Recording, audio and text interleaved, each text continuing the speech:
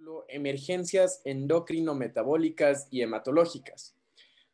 El primer tema que vamos a ver en este día es descompensaciones hiperglucémicas en la sala de emergencia, a cargo del doctor Paul Aguirre. El doctor Paul Aguirre es especialista en medicina de emergencias y desastres por la Universidad Central del Ecuador.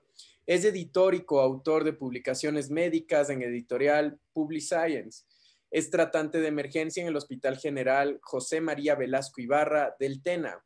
Es tratante y jefe de emergencia del Hospital Inglés. Doctor Paul Aguirre, muchas gracias por la espera y ahí también por su puntualidad. En este momento podemos habilitar el micrófono, compartir la pantalla e iniciar con nuestra conferencia. Bienvenido.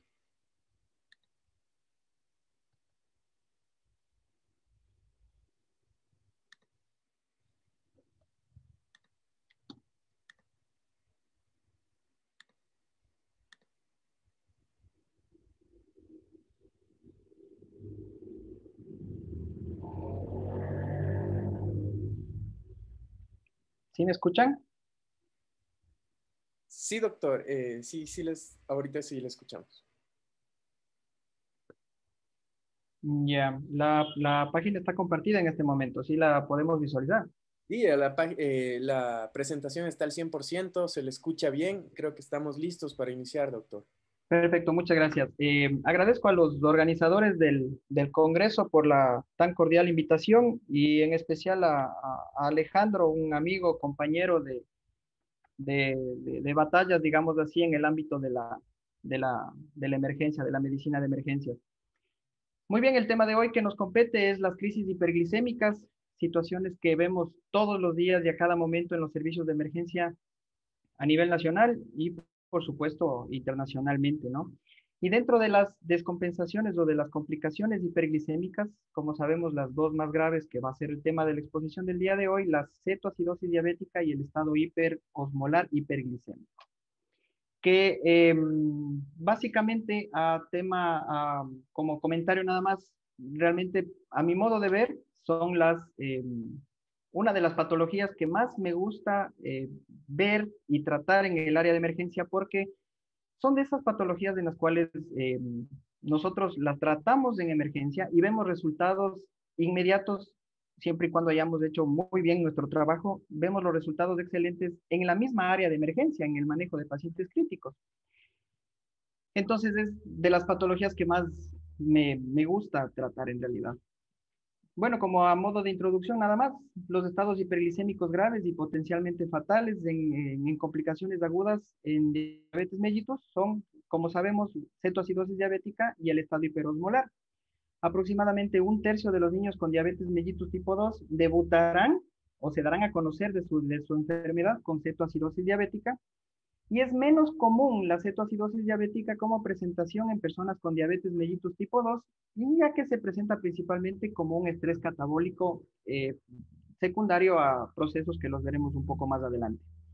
Tenemos un espectro de presentación de estas descompensaciones diabéticas en el cual nosotros podemos ver que tenemos cetoacidosis diabética pura en el 22% de los casos de descompensaciones, estado hiperosmolar hiperglicémico en el 45% de los casos, como presentación pura de un estado hiperosmolar, pero tenemos un estado intermedio en el cual en fases iniciales probablemente no se han definido completamente los criterios ni del uno ni del otro y más bien se están mezclando. Tenemos un espectro intermedio también con un 32% de presentación. ¿Cuáles son nuestros factores desencadenantes para una cetoacidosis diabética y un estado hiperosmolar? Pues principalmente, como todos sabemos, el paciente diabético, las infecciones. Y dentro de ellas, las principales infecciones que se presentan en nuestro servicio de emergencia. Infecciones respiratorias tanto altas como bajas, neumonías, infecciones del tracto urinario e infecciones de la piel.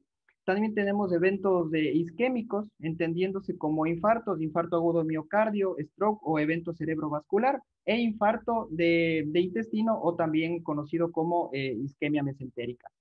El embarazo también es un desencadenante de descompensaciones diabéticas. Eh, la falta de cumplimiento de los regímenes dietéticos de los pacientes diabéticos también es una de las causas de descompensación. Y también, por supuesto, la falta de administración o la aplicación de insulina por parte del paciente diabético, como principales factores desencadenantes de las descompensaciones. La cetoacidosis diabética se estima una tasa de incidencia de 4.6 a 8 casos por cada 1000 personas diabéticas al año y presenta una mortalidad bastante elevada, en realidad, de 3.4 al 4.6%. El estado hiperglicémico hiperosmolar, la incidencia es menor a 1 por cada 1000 personas diabéticas al año, pero la mortalidad es mucho más elevada que en la cetoacidosis diabética, llegando a ser inclusive del 11%, o un poco más inclusive según otras revisiones. No ha existido reducción en las tasas de mortalidad en los últimos 20 años, y esto explicado principalmente ya que el tratamiento tanto de la cetoacidosis diabética como del estado hiperosmolar han ido renovándose cada año, pero no han cambiado ni en forma ni en el fondo. Solamente se han ido actualizando y más bien se han ido eh, basando en evidencia del por qué se siguen utilizando más que innovar en otro tipo de tratamiento. La mortalidad obviamente depende de la edad, por situaciones obvias, y el pronóstico es peor en pacientes mayores de 65 años y en presencia de comorbilidades, y obviamente ya que son pacientes críticos en presencia de inestabilidad hemodinámica y alteraciones neurológicas, la mortalidad y el pronóstico es mucho mayor.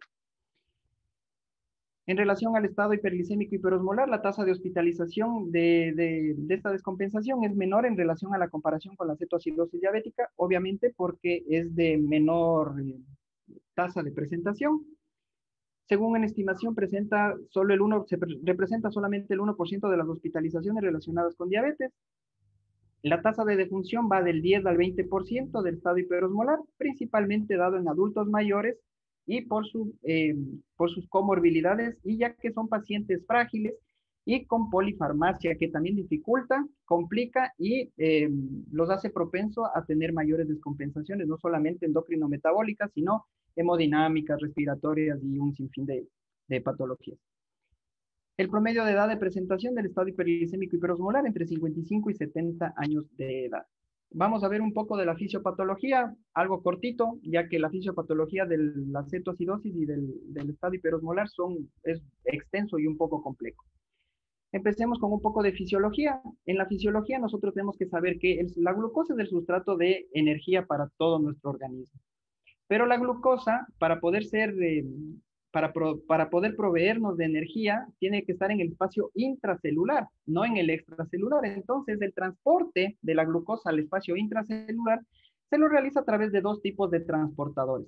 No receptores, pues la glucosa no tiene receptores, sino más bien transportadores intracelular. El primer tipo, que son los transportadores ligados de glucosa y sodio, y los transportadores denominados GLUT.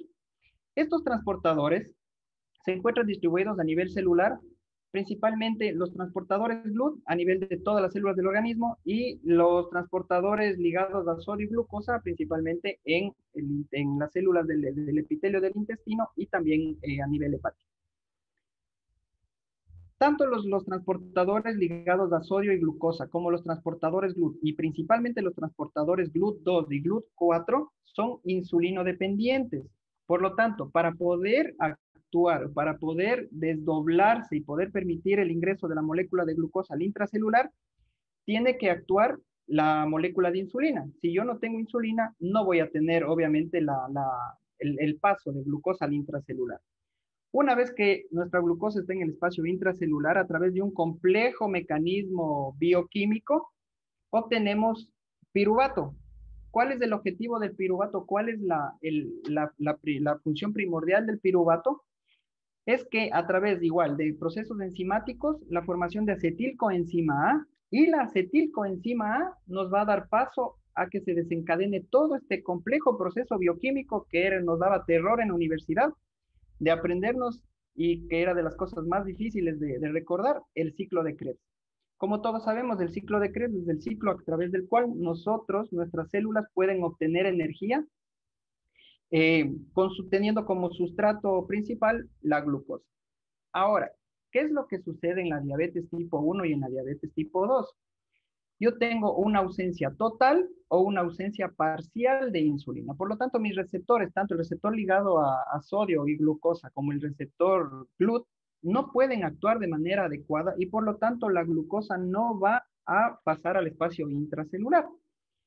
Si yo no tengo glucosa en el intracelular, a la final no voy a tener energía, pero mi organismo debe adquirir energía de alguna otra fuente y es ahí cuando se activan otros mecanismos compensatorios en los cuales para la obtención de energía. Y uno de ellos es la beta-oxidación de los ácidos libres, los ácidos grasos libres, los cuales a través igual de complejos mecanismos bioquímicos vamos a tener la obtención de cuerpos cetónicos como el acetoacetato, beta-hidroxibutirato y acetona, los cuales a la final nos van a proveer de la acetilcoenzima A que era necesaria para introducirse en el ciclo de Krebs y a la final producir energía celular. Nuestro cuerpo tiene que buscar la fuente de energía por alguna manera y si no la tenemos a través de la fuente normal, pues tengo que buscar mis alternativas. ¿Cuál es el problema de esto? El problema de esto es de que yo al producir energía mediante la beta-oxidación de los ácidos grasos libres, estoy generando cuerpos cetónicos, que los cuerpos cetónicos son ácidos y van a producir un estado ácido en nuestro organismo. Si yo no tengo glucosa en el espacio intracelular, mi organismo asume que yo me encuentro en un estado de hipoglicemia relativa o entre comillas. No estoy en hipoglicemia porque toda la glucosa está en el extracelular. Mi carencia de glucosa es en el intracelular, pero como mecanismo compensatorio, el organismo incrementa la producción de hormonas contrarreguladoras, que como todos sabemos son catecolaminas, adrenalina, hormona del crecimiento, cortisol y el glucagón. ¿Qué vamos a hacer esto? ¿Qué nos va a llevar esto? A un incremento de la proteólisis, que a la vez incrementa los sustratos para la gluconeogénesis, incrementa la gluconeogénesis, conllevando a una hiperglicemia. Fisiopatología de la hiperglicemia, tanto en cetoacidosis diabética como en el estado hiperosmolar. Ahora, si yo tengo un déficit absoluto de insulina, como en el caso de la cetoacidosis diabética, como vimos hace un momento, incrementa la lipólisis e incrementa la oxidación de los ácidos grasos libres, produciendo cetogénesis, principalmente el beta-hidroxibutirato y el acetoacetato, ocasionando la cetoacidosis, característica de la cetoacidosis diabética. En cambio, que en una deficiencia relativa de la insulina, como se presenta en el estado hiperosmolar, no tenemos tanta producción de cetoácidos, pero lo que sí, debido a la presencia de hormonas contrarreguladoras, voy a incrementar la glucogenólisis, incrementando la hiperglicemia. Y a consecuencia de la hiperglicemia, que es mucho más elevada en el estado hiperosmolar, voy a tener una glucosuria, por lo tanto diuresis osmótica, voy a orinar demasiado, me voy a deshidratar y por lo tanto esta deshidratación lo que ocasiona es la hiperosmolaridad, característica del estado hiperosmolar hiperglicémico. Tanto la descompensación de cetoacidosis diabética como un estado hiperosmolar se suman en la hiperglicemia, pero como podemos ver, son mecanismos fisiopatológicos diferentes, ya que el uno tiene una deficiencia absoluta y el otro una deficiencia relativa. ¿Cómo hacemos el diagnóstico de estas descompensaciones? Tenemos criterios tanto para cetoacidosis como estado hiperosmolar, pero principalmente lo que vamos a ver a primera llegada de nuestro paciente es la clínica y va a estar caracterizado por la triada típica de polidipsia, polifagia y poliuria. Además de esto vamos a tener la presencia de náusea, vómito, dolor abdominal, anorexia, fatiga, malestar general, alteraciones neurológicas, hiperventilación y la deshidratación. Y dentro de ellos, el dolor abdominal, o mejor dicho, la presencia de dolor abdominal, de alteraciones neurológicas y una deshidratación severa, tiene que ponernos en alerta porque se presentan ya en estados graves o avanzados de estos tipos de descompensación.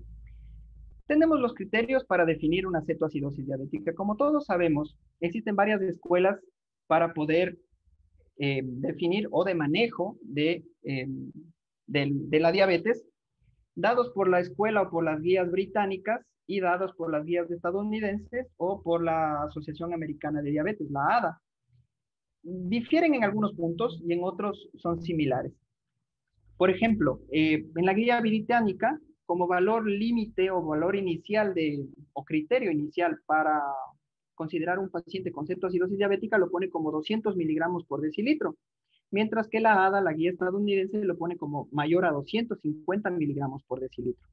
La presencia de cetonas, la guía británica nos pone más de 2 cruces en una tirilla reactiva de un elemental de orina, mientras que la guía estadounidense nos pone simplemente la presencia de cetonas. Puede ser una cruz, 2 cruces o 3 cruces, no importa, pero la presencia de cetonas yo lo pone como criterio.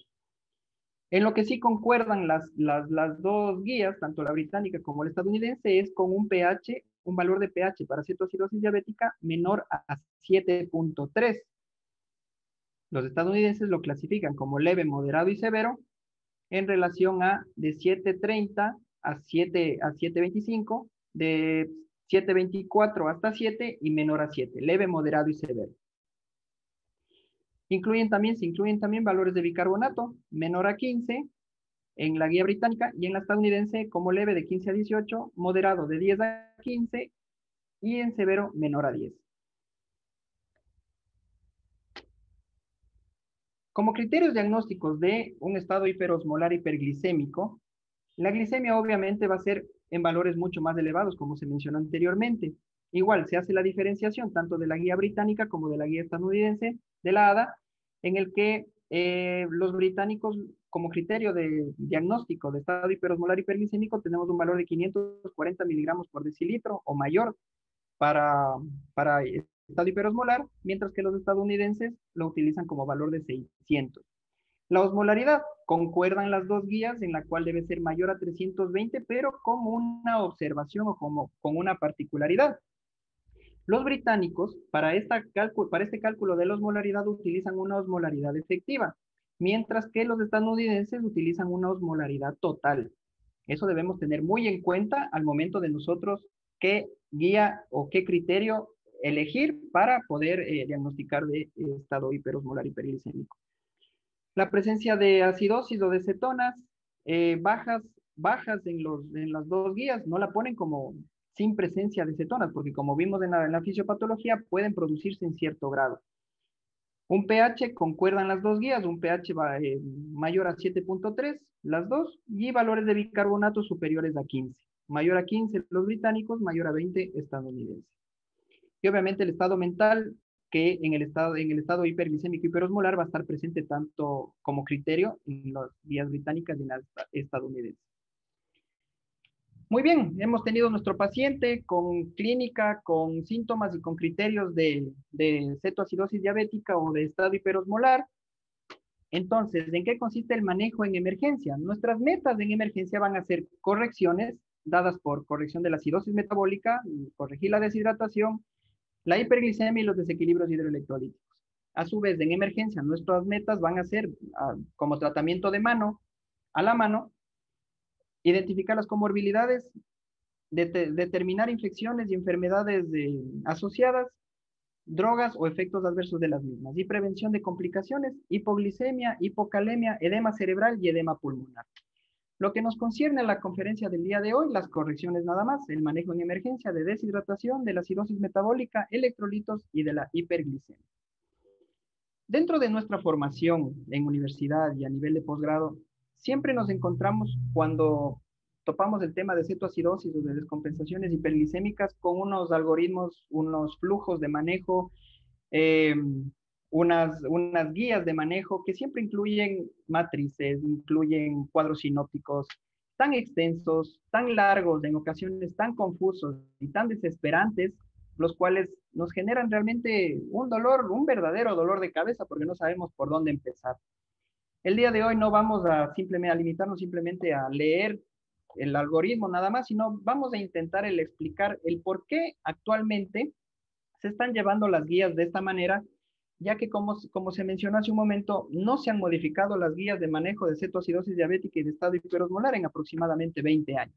Se han actualizado, sí, pero no se las ha modificado en el fondo, más en la forma sí.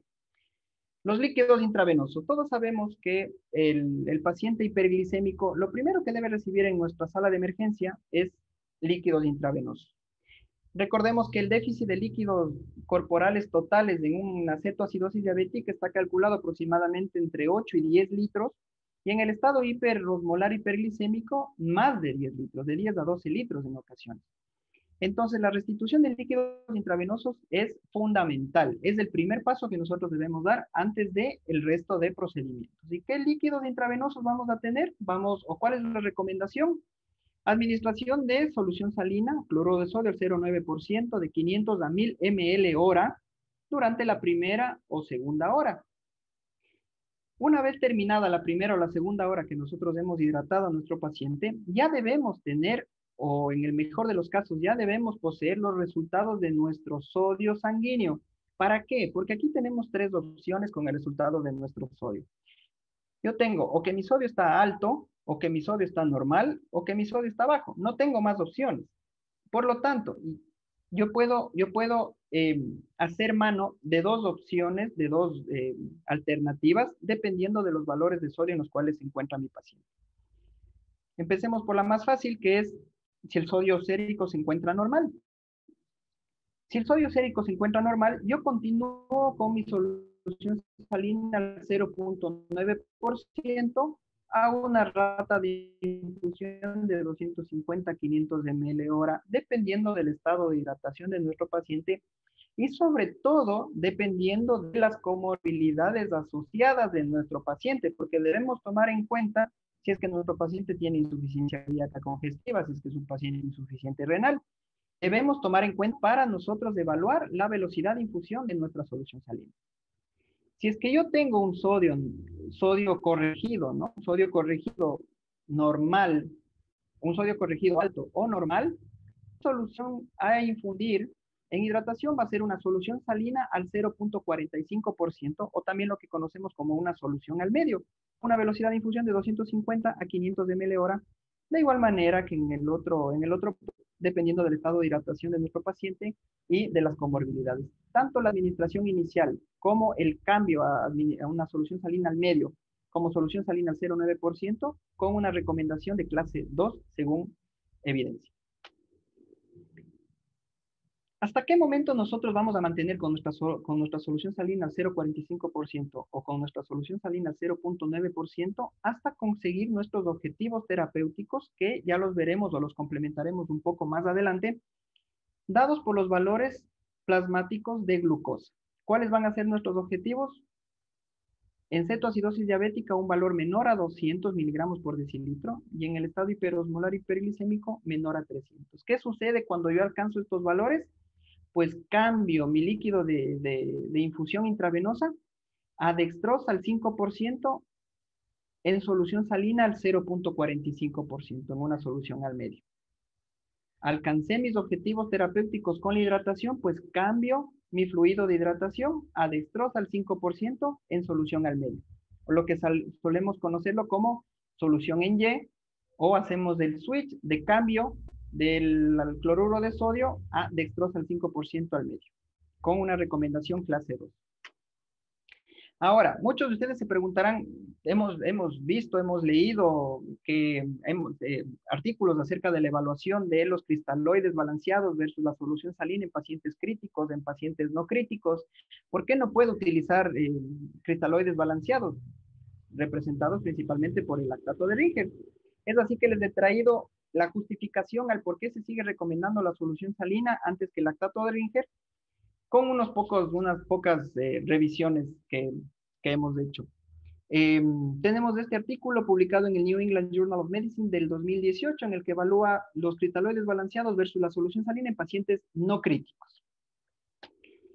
Se evaluaron un total de 13.347 pacientes, en el cual las conclusiones de los autores de este artículo dice que entre los pacientes adultos no críticos tratados con fluidos intravenosos en el departamento de emergencia, no hubo una diferencia o no se tuvo una diferencia de los días fuera del hospital al alta hospitalaria entre los pacientes tratados con cristaloides balanceados, representados por el lactato, y los tratados con solución salina, con un valor estadísticamente significativo de P de 0,01. Son similares en el manejo, tanto lactato del manejo de paciente no crítico, lactato de Ringer, como solución salina al 0.9%. Tenemos otra revisión del año 2019, publicado en el American Journal of Emergency Medicine, en el cual, de igual manera, se evalúa los cristaloides balanceados versus la solución salina normal como fluido de resucitación en pacientes críticos, una revisión sistemática y metaanálisis. ¿Qué nos dice como resultados o como conclusiones? Entre los pacientes críticos que recibieron fluidoterapia con cristaloides, el uso de cristaloides comparado con de cristaloides balanceados comparado con solución salina no redujo la mortalidad, el riesgo de lesión renal aguda severa o la terapia de sustitución renal, y recomienda la realización de más estudios para poder hacer una recomendación más firme. Y sobre todo realiza esta recomendación de más estudios porque los resultados obtenidos no fueron estadísticamente significativos. La conclusión a la que llegan son similares.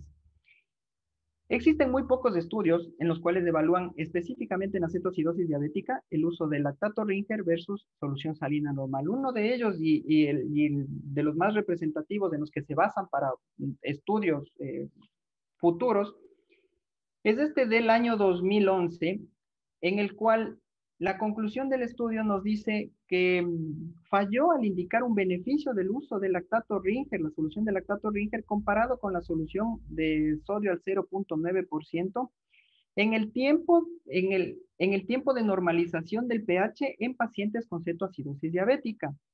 Pero un hallazgo importante es de que demostraron ellos que el retorno a valores normales de glucosa o adecuados de glucosa, 14 milimoles representa más o menos 150 miligramos por decilitro, tomó mucho más tiempo en el grupo que utilizó lactato Ringer. Actualmente se está desarrollando, se está llevando a cabo una revisión sistemática, la cual los resultados probablemente los tengamos para el próximo año, en el cual, debido a todos estos estudios que nos dicen que sí sirve, que no sirve, que son similares, se está realizando esta revisión sistemática. Y en la justificación de la revisión sistemática o el por qué se quiere desarrollar esta revisión es debido a que, como todos sabemos, la administración de cloruro de sodio al 0.9%, a la final, en grandes volúmenes, nos puede causar una acidosis metabólica Neon-Gap normal por el contenido o también llamado una acidosis hiperclorémica, por el contenido de cloro en la solución salina. Mientras que en los cristaloides balanceados, la justificación para realizar este estudio, para soportar la recomendación o no, es evaluar también justificando los efectos adversos de cada de estas soluciones. El principal de ellos, para nuestros países en vías de desarrollo, es de que los cristaloides balanceados son mucho más costosos que la solución salina normal. Y entonces, al tener igual eficacia, si los unos son mucho más costosos, no tiene una representación de la recomendación. Además de esto, los cristaloides balanceados de estas soluciones son convertidas en bicarbonato después de la infusión, lo cual puede desarrollar, por el contrario de la cetoacidosis, una alcalosis metabólica, que también es un trastorno ácido-base muy complejo y con alta mortalidad en los pacientes críticos. También la recomendación que nos hace o la sugerencia que nos hace la justificación de esta revisión sistemática es que el lactato Ringer, la administración del lactato Ringer puede causar elevaciones en los niveles séricos de lactato, principalmente en pacientes que ya se encuentran en fallo hepático, y que el lactato Ringer puede ser convertido en glucosa una vez administrado, lo que puede exacerbar la hiperglicemia en nuestro paciente con cetoacidosis diabética y estado hiperosmolar. Así también el acetato presente en el plasma light y en el acetato de Ringer, que son otro tipo de cristaloides balanceados, han sido asociados con alteraciones importantes en la actividad miocárdica y en los patrones hemodinámicos en los pacientes adultos.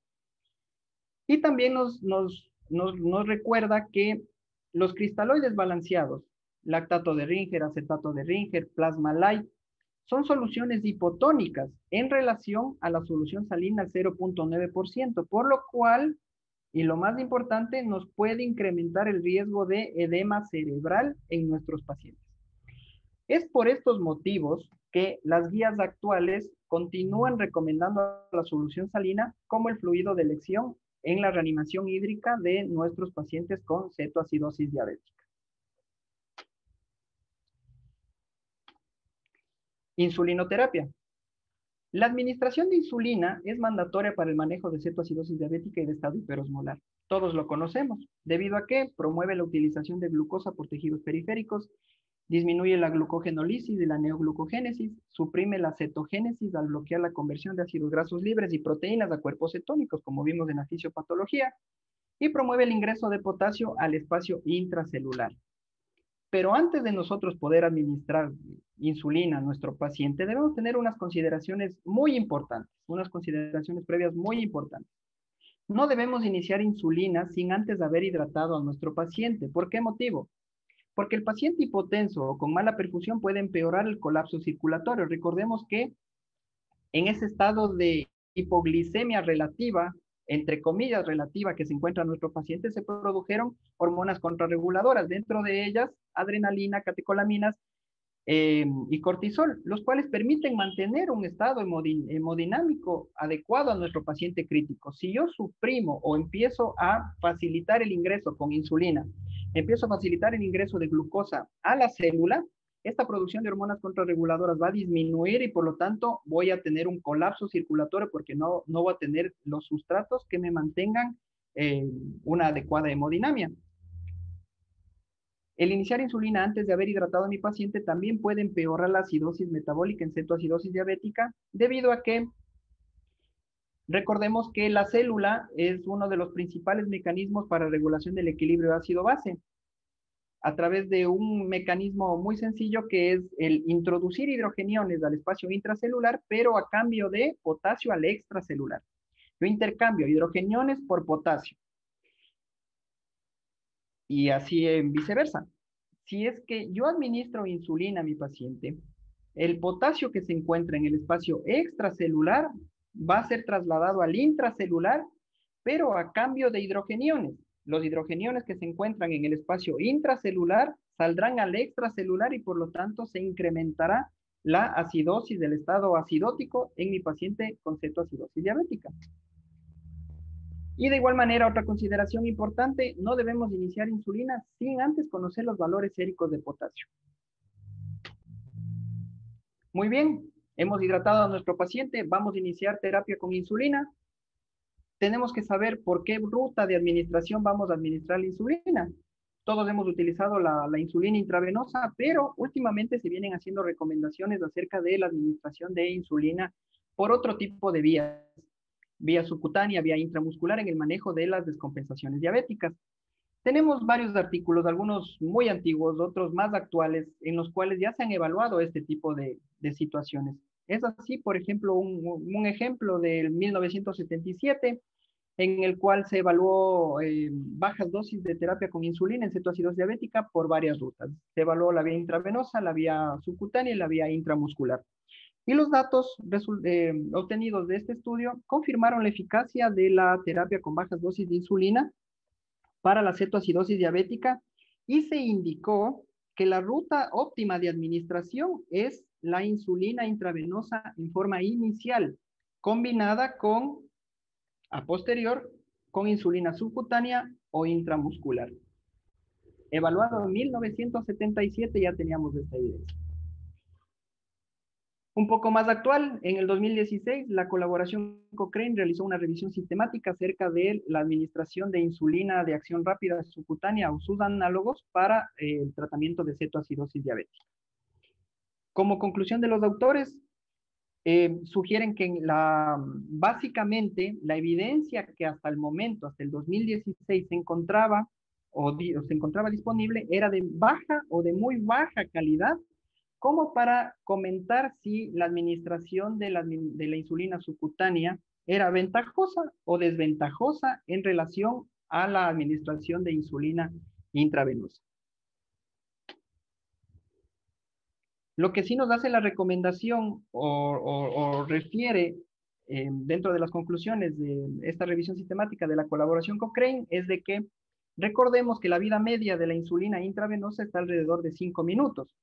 Mientras que la vida media de la insulina subcutánea es un poco más prolongada y tiene una absorción errática, no tiene una curva de absorción equitativa, equilibrada, es una absorción errática. Por lo tanto, la titulación de insulina, de la administración de insulina por vía subcutánea, se nos dará muchísimo más dificultosa en relación a la administración intravenosa y eso lo debemos tomar en cuenta.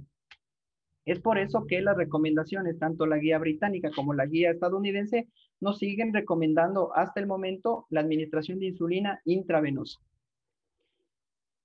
¿Qué dosis vamos a administrar de insulina intravenosa? De igual manera, tenemos dos opciones. Hemos encontrado insulina con bolo inicial y sin bolo inicial. Con bolo inicial de 0.1 unidades por kilo y sin bolo inicial a 0.14 unidades por kilogramo hora. Lo vamos a detallar un poquito más adelante.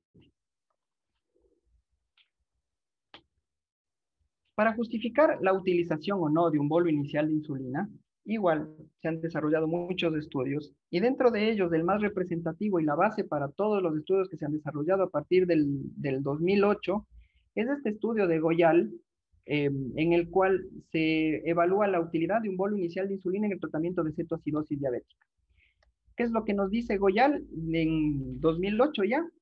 Que de 157 pacientes que se analizaron, el resultado primario fue analizar la presencia o no de hipoglicemia, entendiendo hipoglicemia como valores de insulina y valores de glucosa inferiores a 60 miligramos por decilitro, que requirieron la administración de dextrosa al 50%.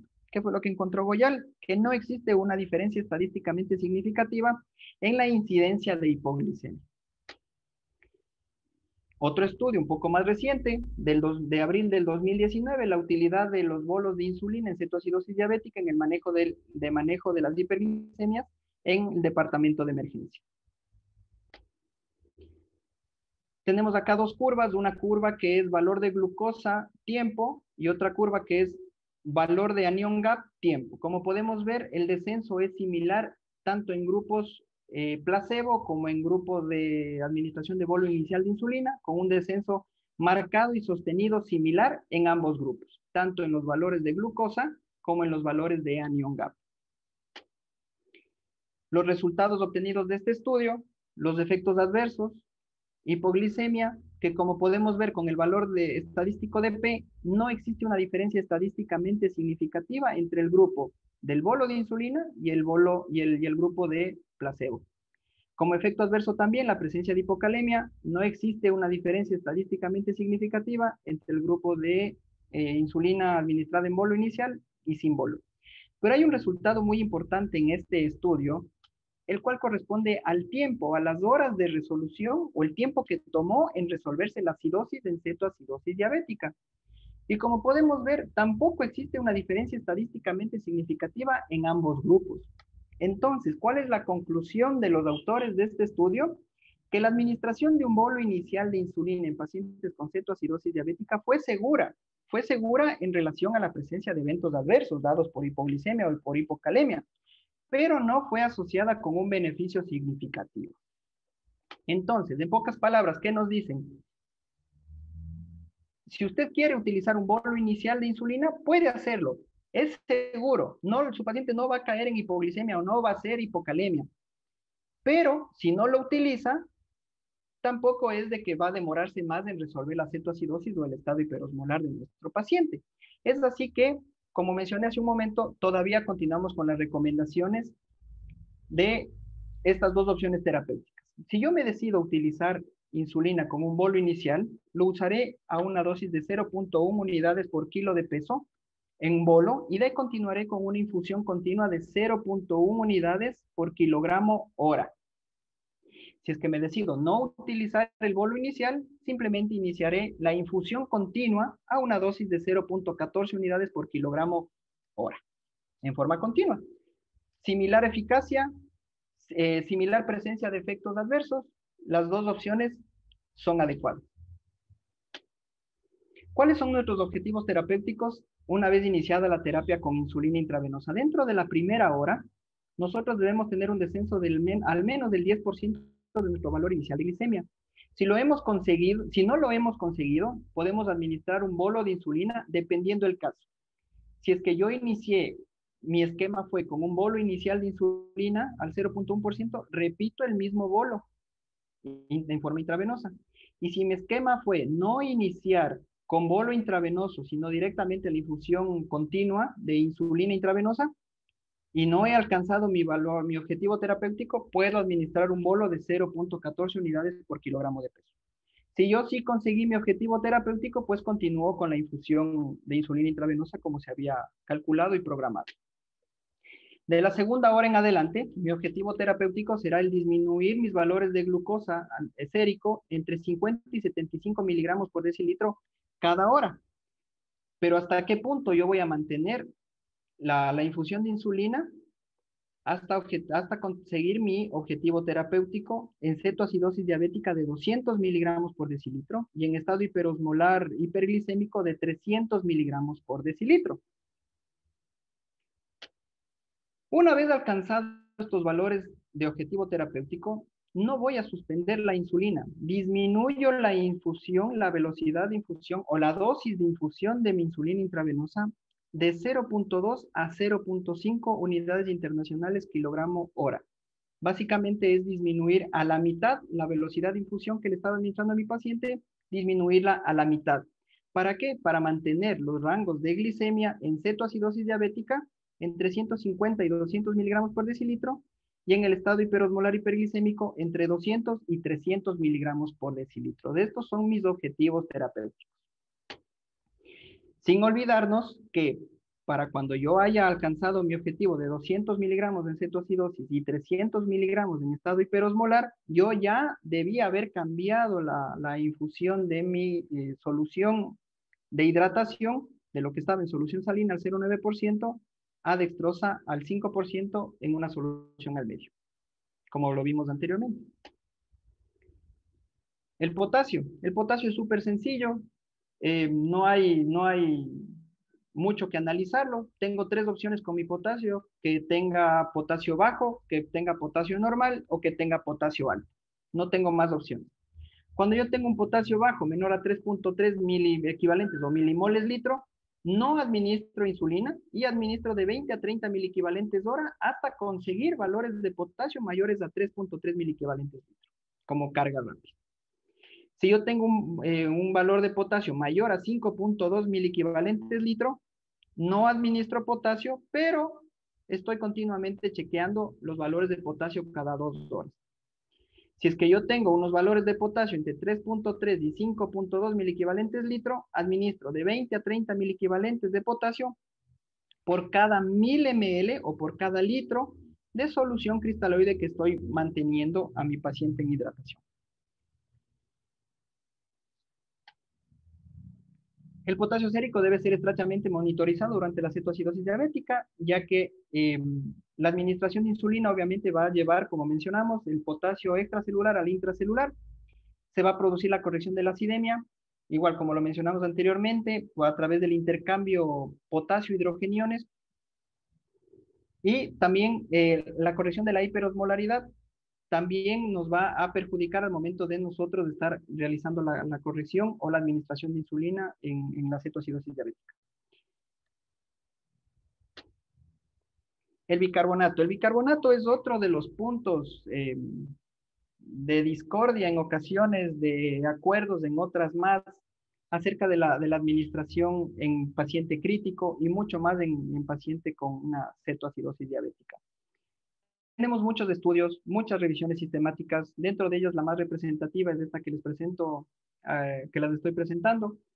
El bicarbonato en cetoacidosis diabética, una revisión sistemática publicada en el año 2011 en los anales de cuidados intensivos. ¿Qué es lo que nos dice esta revisión? Que la evidencia, los datos de la evidencia no justifica la administración de bicarbonato para el tratamiento emergente de cetoacidosis diabética, especialmente en la población pediátrica. Y esto lo hace referencia por la presencia o el mayor riesgo de desarrollar edema cerebral. En visión o debido a la presencia de posibles efectos adversos que resultan ser mayores antes que unos beneficios importantes. Son las conclusiones de los autores de esta revisión sistemática.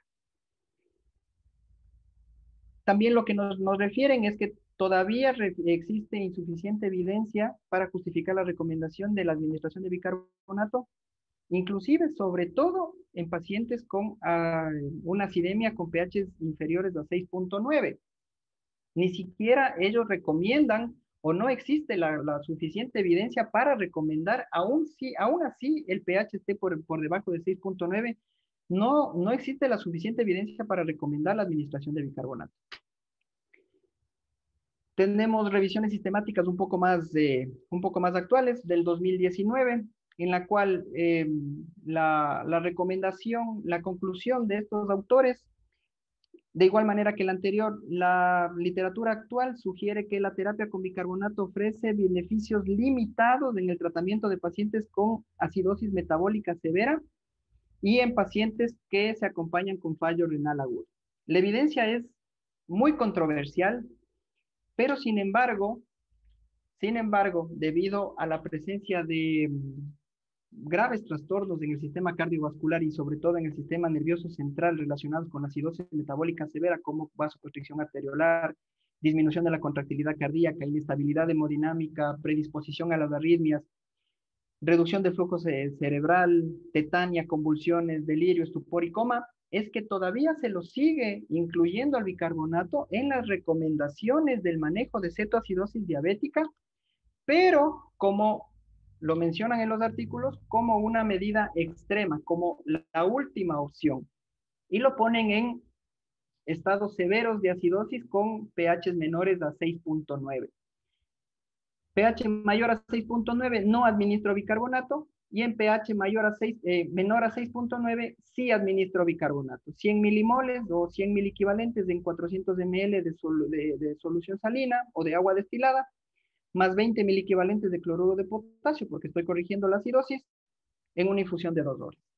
Pero en casos en los cuales única y exclusivamente yo tenga pHs inferiores a 6.9. Y como última medida de salvataje en un paciente crítico, extremadamente crítico.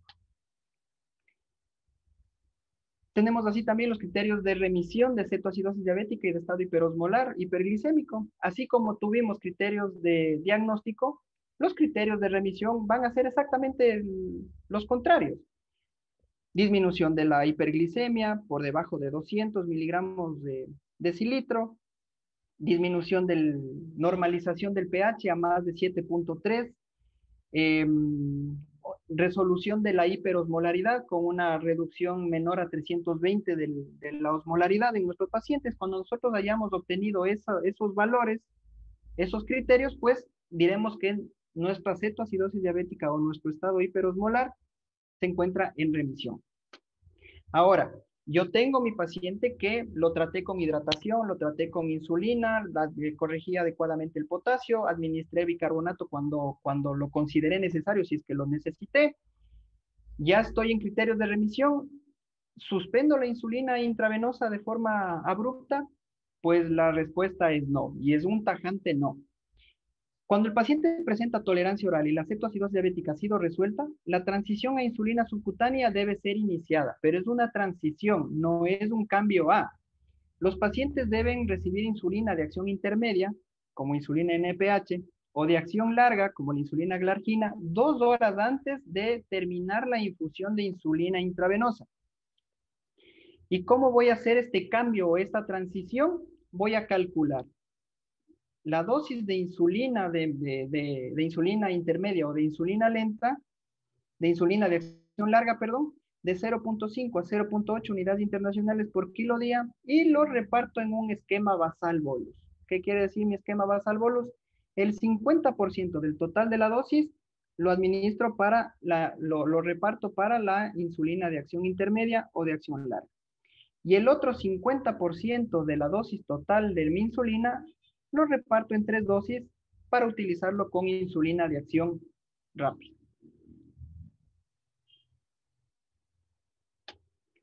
Es así que nosotros hemos visto o hemos recordado el manejo de una cetoacidosis diabética y de un estado hiperosmolar en el área de emergencia. Como les mencioné, no se han modificado las guías, se han actualizado, sí, pero más que modificarlas, en dar un sustento al por qué se sigue utilizando y el por qué se sigue tratando de esa manera.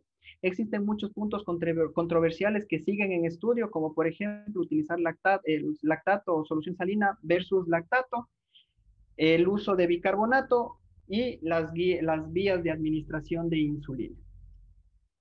Eso ha sido todo por mi conferencia. Agradezco la atención que presentaron.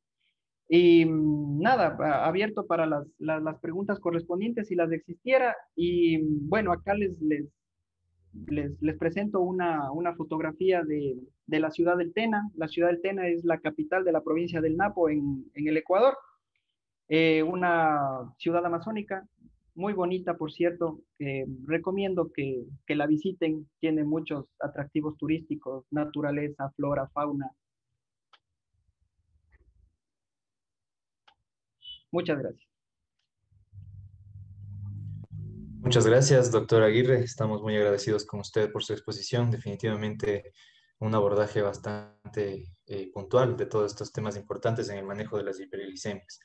Queda una duda un poco puntual con respecto al tema que habíamos hablado sobre la deshidratación, del manejo de la deshidratación. Pues la pregunta es acerca de este caso de los pacientes que son que tengan alguna insuficiencia cardíaca o tengan una enfermedad renal. ¿Qué consideraciones importantes vamos a tener con ellos como para recordar y tenerlo presente? Por supuesto que sí. Como les mencioné, la recomendación nos dice de 250 a 500 ml hora de la administración de líquidos intravenosos, pero dependiendo del estado de hidratación de nuestro paciente y de las comorbilidades, como lo mencioné. Ahora, nosotros recordemos que los pacientes con insuficiencia cardíaca congestiva eh, tienen de por sí un estado alterado de hemodinamia y no podemos sobrecargarlos de líquido. Por lo tanto, en este tipo de pacientes, nosotros lo que tenemos que hacer es, inclusive desde la administración del bolo inicial, de lo que nos recomendaba de 1000, de 500 a 1000, irnos por los valores más bajos, en realidad, bolos de 500 en la primera hora, 500 ml de cloruro de sodio, e ir monitorizando. ¿Cómo vamos monitorizando a nuestro paciente? En relación a la administración de líquidos, con monitoreo, con variables dinámicas del estado hemodinámico de nuestro paciente, con ecografía de vena cava, índice de vena cava, un ecocardiograma para ver cómo se encuentran cavidades, las cavidades, sobre todo cavidades derechas de nuestro corazón en nuestro paciente insuficiente cardíaco, y guiándonos también sobre todo por un parámetro, una variable hemodinámica, de valoración hemodinámica que nosotros no solemos en ocasiones, por ciertas ocasiones, prestarle mucha atención, que es el gasto urinario en nuestro paciente. Si nosotros vemos que a pesar de que nuestro paciente estamos administrando líquidos restringidos en la reanimación hídrica en cetoacidosis diabética, pero aún así no tenemos un gasto urinario adecuado, pues obviamente tendré que disminuirlo aún más la administración de líquidos. No existe una recomendación específica acerca de voy a poner un ejemplo. En paciente con insuficiencia cardíaca congestiva no le administro 500, sino solamente 250 de bolo inicial y de ahí lo mantengo a una hidratación de 100 ml hora. No existe esa recomendación. Pero las recomendaciones que nos dan los autores es de que restrinja al mínimo la reanimación hídrica inicial, tanto para el paciente con insuficiencia cardíaca como en insuficiencia renal. Restrinja al mínimo la administración inicial de bolos y continúe evaluando, monitoreando continuamente cómo se desarrolla el espacio intravascular de este tipo de pacientes.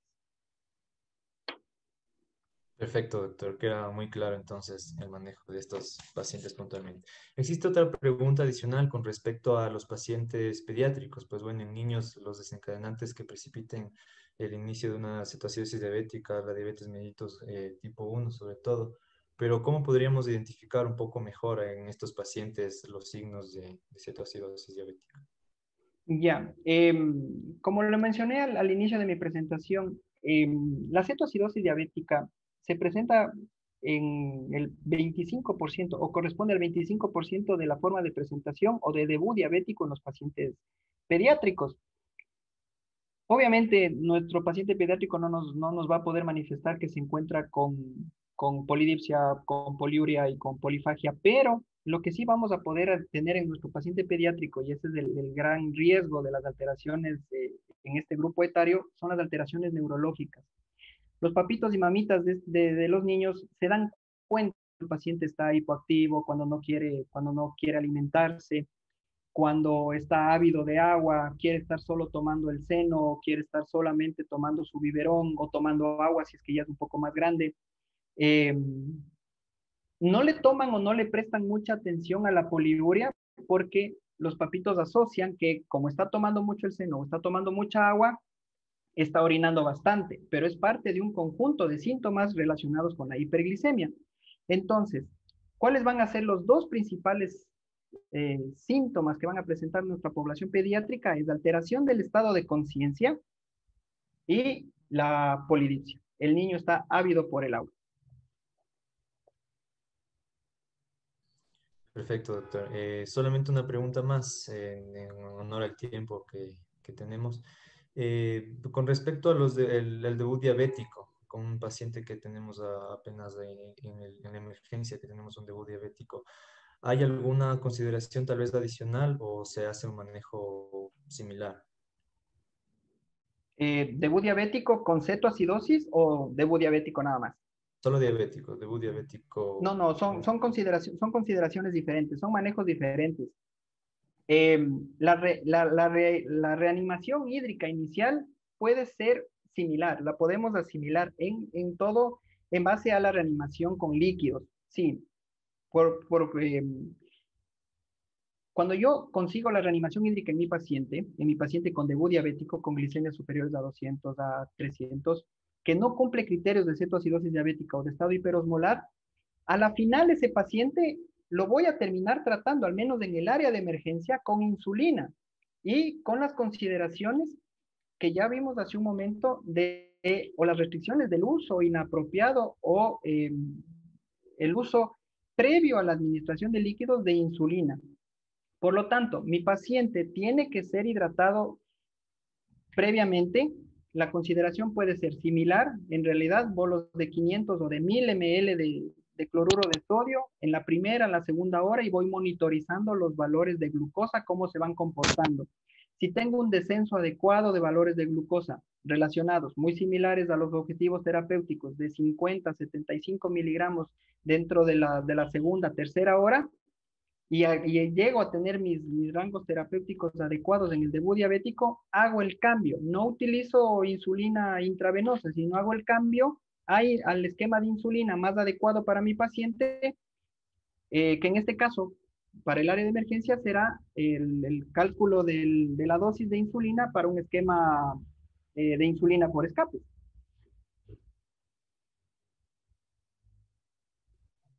Perfecto, doctor Aguirre. Quedamos muy agradecidos con ustedes. Serían las preguntas, como le dije, en honor al tiempo. Le agradecemos mucho en nombre de los expositores por esta gran exposición y pues esperamos poder contar con usted en alguna próxima oportunidad. Muchas gracias. Muchas gracias, siempre agradecido, a la orden.